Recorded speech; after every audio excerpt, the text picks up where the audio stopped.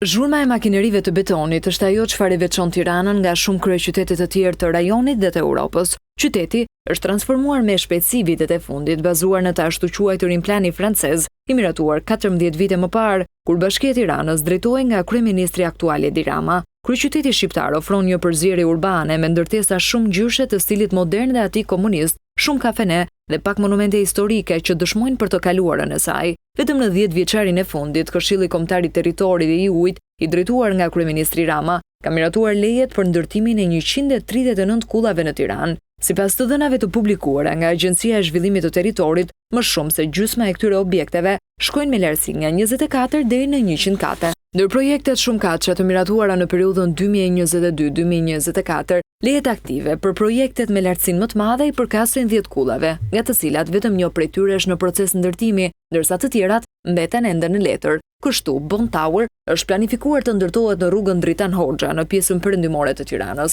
Projekti është ideuar nga studioja portugeze Oda Architecture, ndërsa zhvillues është kompania Nova Construction. Kulla do të ketë rreth 50 kate dhe lartësi 200 metra. Deri më tani është vetëm në fazë projekti dhe planifikimi urban, ndërsa sipas lejes duhet të përfundojë në vitin 2028. Barcelona Tower do të ngrihet në qendër të Tiranës, ngjitur me shtëpinë me gjethe. Investitori është Bami Holding, ndërsa projekti është ideuar nga studioja spanjolle RBTA.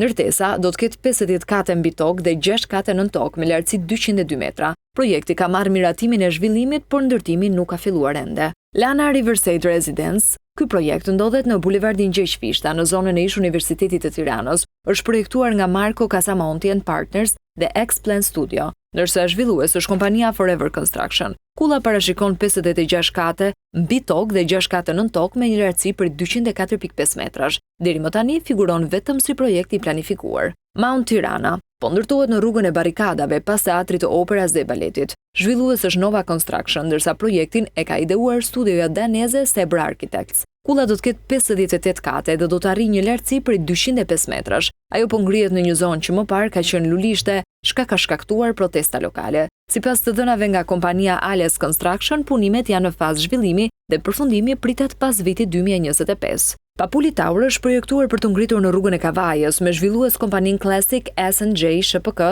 dhe projekti ideuar nga studioja spanjolle Ricardo Bofill Taller de Arkitektura. Do të ketë 58 kate dhe lartësi rreth 205 metra. Aktualisht ky projekt ndodhet në fazën e konceptit arkitekturor. Mixed Use Tower e vendosur në bulevardin e ri. Kjo kullë është konceptuar si një strukturë me 65 kate dhe lartësi 245 metra. Zhvillues është kompania Klar SHPK, ndërsa projektin e ka ideuar studioja zviceriane Herzog & de Meuron. Deri tani ky projekt figuron si propozim i miratuar në parim. Piano Nobil Tower. Ky projekt parashikon ndërtimin e një kulle gjigande në qendër të Tiranës, mbi një truall për 17.000 metra shkatror, ku aktualisht ndodhen disa pallate dhe godina publike, përfshirë teatrin Metropol. Investitori është Veliaj Construction. Kulla do të ketë rreth 66 kate dhe do të arrijë 250 metra lartësi. Projekti është ende në fazë koncepti. Kastrati Tower. Kjo kullë do të ndërtohet pranë katedrales Shëmpali në qendër të Tiranës. Ajo është ideuar nga arkitekti amerikan Stephen Hall në bashkëpunim me Kastrati Group si investitor. Me 70 kate dhe lartësi 265 metra,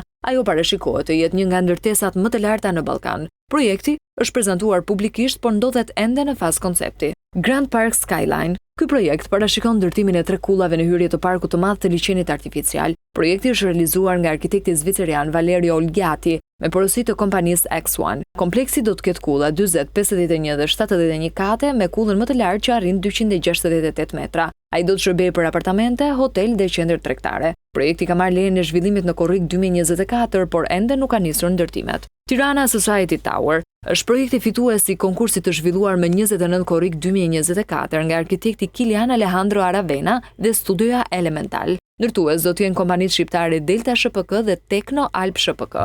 Kulla parashikohet të arrijë 300 metra lartësi dhe të kthehet kështu në ndërtesën më të lartë në vend. Deri më tani është në fazë projekti dhe nuk ka leje ndërtimi të zbardhur. Në vitin 2024, sipërfaqja e lejeve të miratuara për ndërtim në Tiranë është rritur ndjeshëm, duke kapur shifrën e 1.932.127 metra katror, që përfaqëson nivelin më të lartë të dhënë ndonjëherë në kryeqytet.